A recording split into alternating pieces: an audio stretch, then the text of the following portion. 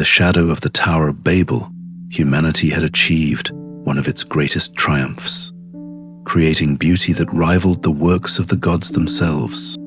But empires, however magnificent, remain subject to the eternal cycles of change that govern all human affairs.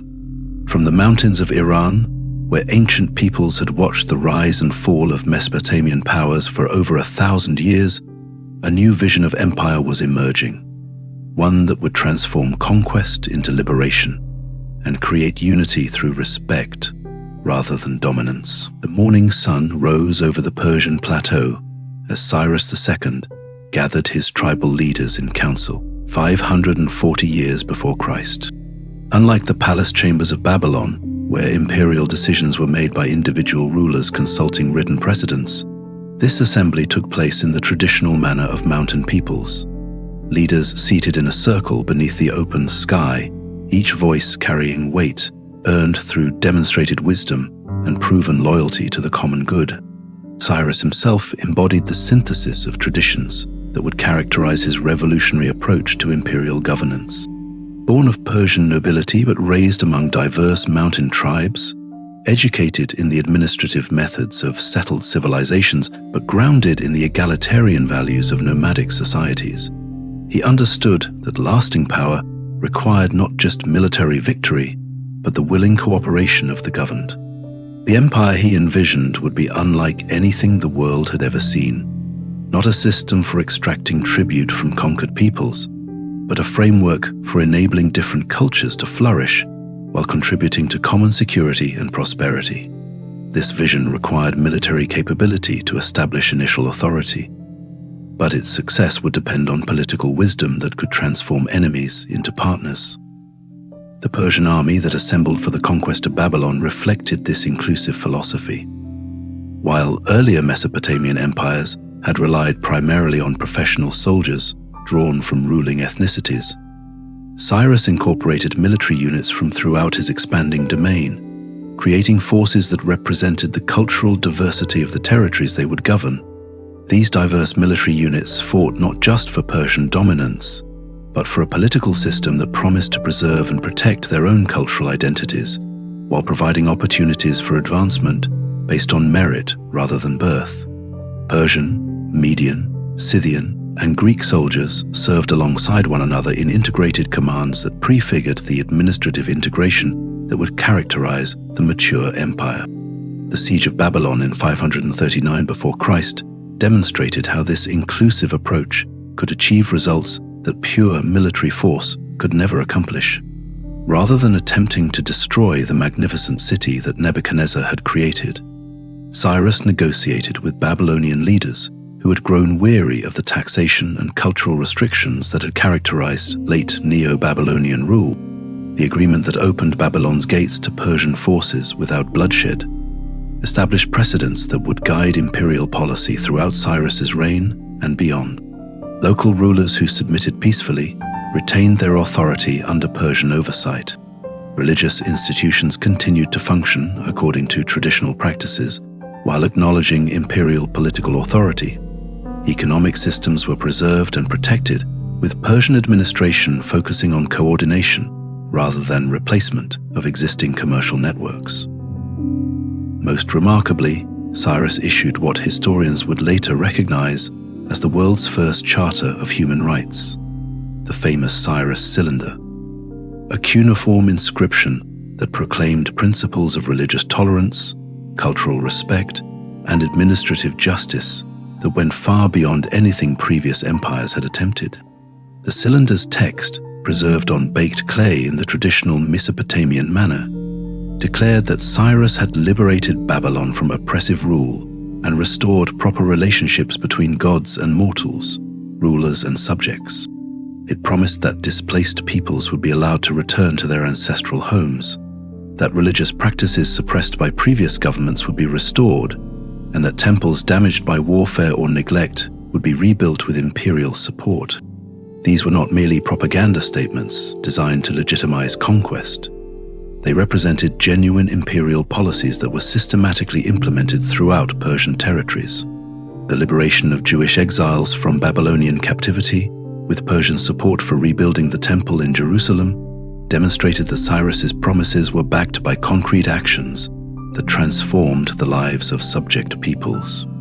The administrative system that Cyrus and his successors created to govern their vast empire represented another revolutionary innovation in imperial governance. Rather than imposing uniform Persian institutions throughout their territories, they developed the satrap system that balanced central coordination with local autonomy, enabling effective administration of culturally diverse regions while preserving the traditions that gave meaning to different people's lives. Each satrap, or provincial governor, wielded considerable authority within assigned territories, but was held accountable through reporting systems and periodic inspections that ensured conformity with imperial policies. These governors were often drawn from local noble families who understood regional conditions and commanded existing loyalties, but they were supported by Persian administrators who provided expertise in imperial methods and maintained communication with central authorities. This system enabled the Persian Empire to achieve unprecedented scale while maintaining remarkable stability. From the Indus Valley to the Aegean Sea, from the steppes of Central Asia to the deserts of North Africa, a single political framework governed territories that encompassed virtually every major civilization in the known world. Yet local communities retained their distinctive characteristics and cultural practices. The economic prosperity that resulted from this administrative integration transformed daily life throughout the empire. The Royal Road, stretching over 1,500 miles from Sardis in western Turkey to Susa in Iran, enabled rapid communication and transportation that connected distant regions in ways that had never before been possible. Standardized coinage facilitated trade across cultural boundaries, while imperial protection of merchant activities encouraged commercial expansion that brought prosperity to communities throughout the empire. Agricultural techniques developed in one region were transmitted to others, where similar methods could increase productivity, while craft specialization reached new levels of sophistication as artisans gained access to materials and markets from across the known world. Under Darius I, Cyrus's successor and the greatest of Persian administrators, these innovations were systematized and expanded into comprehensive governmental structures that would influence imperial administration for centuries.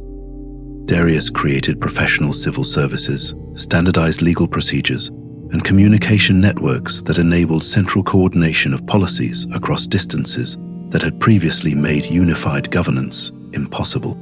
The capital cities that Darius built, Persepolis, Susa, and others, embodied the cosmopolitan character of Persian imperial culture. Their architectural programs incorporated design elements from throughout the empire, creating buildings that celebrated cultural diversity while proclaiming imperial unity.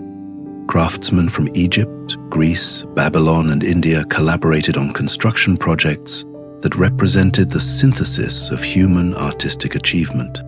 But perhaps most importantly, Darius codified the principles of imperial governance that had evolved from Cyrus's original vision, creating institutional frameworks that could survive changes in individual leadership while maintaining the cultural tolerance and administrative efficiency that made Persian rule acceptable to subject peoples. The religious policies that characterized Persian imperial administration represented the most sophisticated approach to spiritual diversity that the ancient world had ever seen.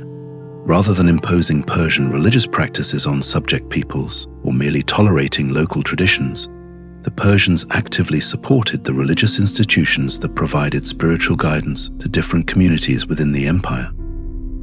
Temples throughout the empire received imperial funding for construction and maintenance projects.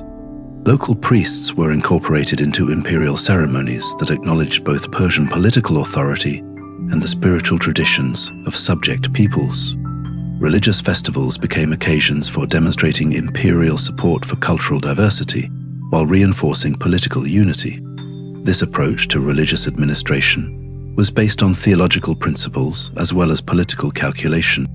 Persian Zoroastrianism, with its emphasis on cosmic struggle between good and evil, truth and falsehood, encouraged respect for religious traditions that promoted ethical behavior and social harmony, regardless of their specific mythological content. The Persian concept of divine authority differed fundamentally from earlier Mesopotamian traditions that had seen individual rulers as divine representatives. Persian kings were understood to rule with divine support rather than as divine beings themselves, creating political authority that was both legitimate and limited by moral obligations to govern justly and promote the welfare of all subjects. As evening settled over the great cities of the Persian Empire, as oil lamps flickered to life in palaces from Babylon to Persepolis, something unprecedented had been accomplished in human political organization. An empire had been created that enhanced rather than suppressed the cultural achievements of its constituent peoples, proving that strength and compassion could walk hand in hand in the governance of diverse human communities. In the rebuilt Temple of Jerusalem, Jewish priests offered prayers of thanksgiving for liberation from exile. In the restored temples of Babylon, Mesopotamian rituals continued according to traditions that stretched back to the first cities. In the fire temples of Persia, Zoroastrian priests maintained the sacred flames that symbolized divine truth illuminating human affairs. Throughout the empire, scholars from different traditions collaborated in intellectual projects that advanced human understanding of mathematics, astronomy, medicine, and philosophy. Artists created works that combined techniques and materials from multiple cultures, producing aesthetic achievements that no single tradition could have accomplished in isolation. The Persian achievement demonstrated that imperial unity did not require cultural uniformity, that political authority could be exercised through justice rather than fear, and that the diversity of human traditions could strengthen rather than weaken the bonds that held complex societies together. Under the eternal stars that had witnessed the rise and fall of so many previous empires, the peoples of Persian territories rested peacefully in communities that retained their ancestral identities while participating in a larger framework that provided security, prosperity, and opportunities for cultural exchange that enriched every participating tradition. The age of tolerance had reached its zenith, creating a model of imperial governance that would influence political thinking long after the Persian Empire itself had passed into history. Tomorrow would bring new challenges and new opportunities for demonstrating that respect for human dignity could serve as the foundation for lasting political authority. But tonight, from the mountains of Afghanistan to the shores of the Aegean, millions of people slept safely under the protection of an empire that had proven human beings could govern one another with wisdom, justice, and compassion that honored both unity and diversity as essential aspects of civilized life. Our journey through the corridors of time continues as Persian tolerance creates conditions for cultural synthesis that will reshape the ancient world. Discover how Alexander's conquest will bring new ideas that transform rather than destroy Mesopotamian civilization, creating a cosmopolitan culture that blends East and West. The Hellenistic age awaits,